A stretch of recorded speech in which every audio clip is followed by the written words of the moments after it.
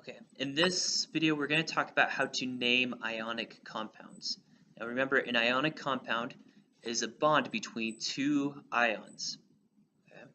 Now there's special rules with this, and we're going to talk about the rules where you start with the formula. So over here, for example, I have iron, I'll say Fe, and then in parentheses NO3, and a little 2 on the outside. Sorry if that's difficult to see.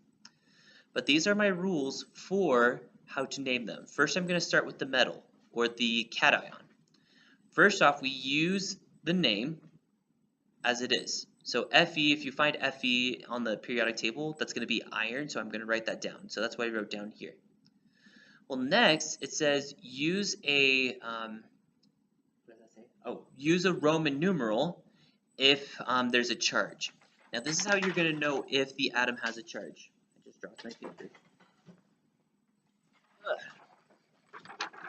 If you look up here, you'll see all my charges right here and all the different ions. Here, you can find iron, if you look right here, Fe, and there's two different charges. Since there's different options, that means it's a transition metal. So that means I'm going to need to figure out which charge it uses.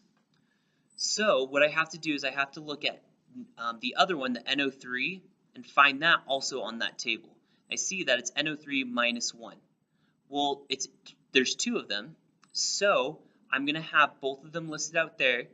That's one NO3 is a negative 1, the other NO3 is a negative 1, which makes it a negative 2 charge. Since these two had to be a negative 2 charge, that means the iron, there's only one of them, had to be a positive 2. So therefore, this is an iron 2. The next part, the non-metal part, which is my anion, if there's only one element, I'm going to end the name in IDE. So if it was nitride, chloride, iodide, bromide, that would just be if there was just a single element. But in this case, there's not one single element. There's these ones. It's 1 nitrogen and 3 oxygens. So I need to find that again on this chart here. Okay.